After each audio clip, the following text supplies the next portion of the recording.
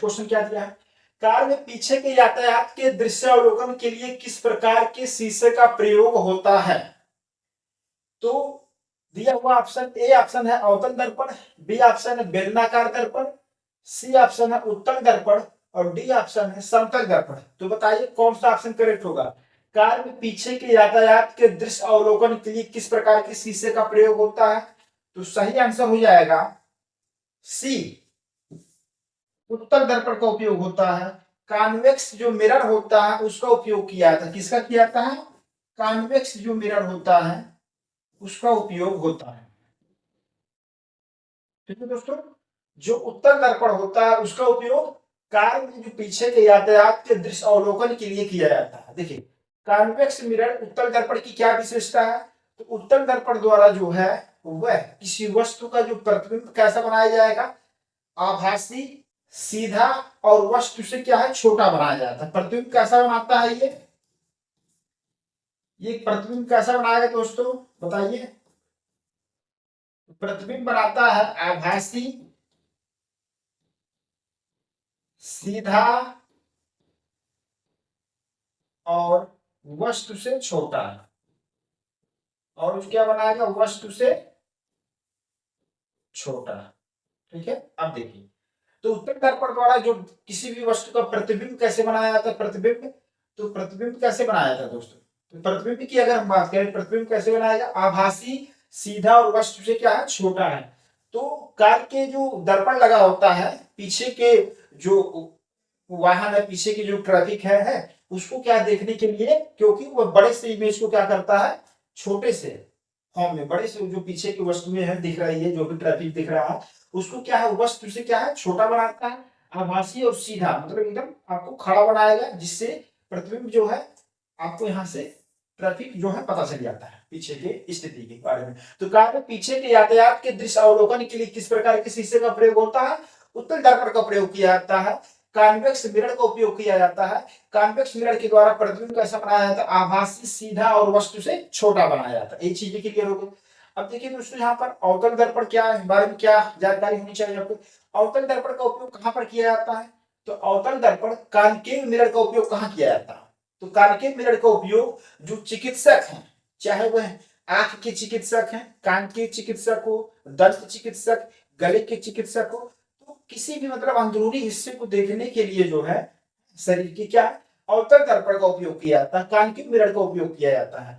तो इसके लिए आप देखेंगे दोस्तों जो दंत चिकित्सक हैं, दंत हो गए, कान, गले,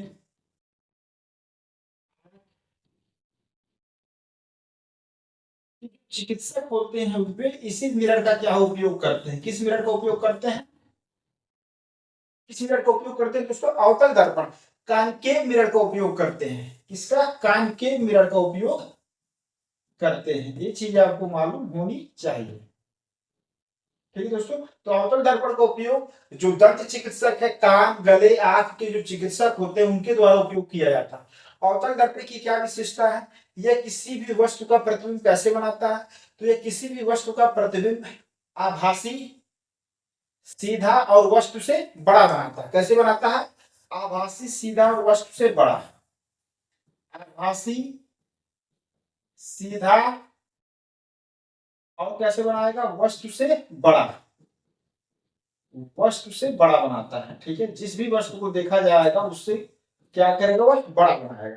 तो अवतल दर्पण का उपयोग इसीलिए किया जाता है क्योंकि आभासी, सीधा और वस्तु से बड़ा बनाया जाता है। तो शरीर के जो अंदरूनी हिस्से होते हैं जैसे मतलब दंत, कान हो गया, गले, आंख के चिकित्सक के द्वारा जो है अवतल दर्पण का उपयोग किया जाता है। ठीक है, अब देखिए कि दोस्तों अवतल दर्पण के द्वारा अन्य प्रकार के भी प्रतिबिंब बनाए जाते हैं। ठीक है, अवतल दर्पण द्वारा जो प्रतिबिंब वस्तु से बड़ा भी बनाया जाता है, वस्तु के बराबर भी बनाया जाता है, और किस तरीके का बनाया जाता है, तो वास्तविक और उल्टा प्रतिबिंब भी बनाया जाता है। तो अवतल दर्पण जो है कई प्रकार के प्रतिबिंब बनाता है। एक तो वास्तविक और उल्टा प्रतिबिंब बनाएगा, वह वास्तविक और उल्टा जो प्रतिबिंब बन रहा है वह वस्तु से बड़ा भी हो सकता है, वस्तु के बराबर भी हो सकता है, वस्तु से छोटा भी हो सकता है।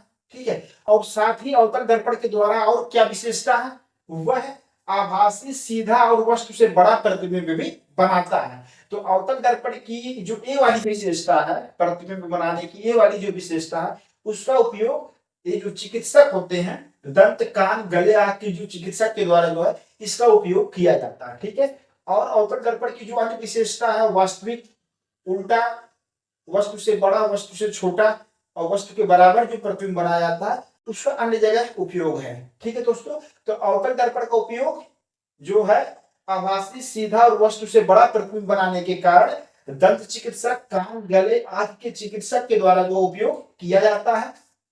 समझ गए होंगे दोस्तों। क्वेश्चन दूसरा दिया हुआ था, कार में पीछे के यातायात के दृश्यावलोकन के लिए किस प्रकार के शीशे का प्रयोग होता है, किस प्रकार के मिरर का प्रयोग किया जाता है।